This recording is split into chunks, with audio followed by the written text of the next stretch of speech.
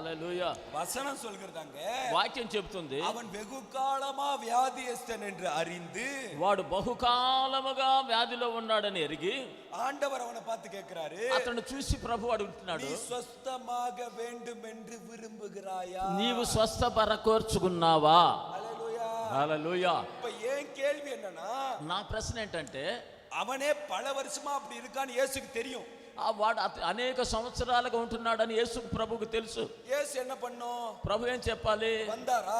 ఆయన వచ్చాడా? பார்த்தாரா? ఆయన చూశాడా? ஒரு అద్భుతం செஞ்சாரா? ఒక అద్భుతం చేశాడా? அனுப்புனாரான்னு தானே இருக்கணும். అని పంపించేసి ఉండాలి. ஆனா இயேசு என்ன சொல்றாருன்னா, ప్రభు అక్కడికి వచ్చి ఏం చెప్తున్నాడు? நீ ஸ்வஸ்தமாக வேண்டும் என்று விரும்புகிறாயான்னு கேக்குறாரு. சுகமாக வேண்டும் என்று விரும்புகிறாயான்னு கேக்குறாரு. నీకు స్వస్థత పరచగలగాలని నువ్వు కోరుకుంటున్నావా అని అడిగాడు.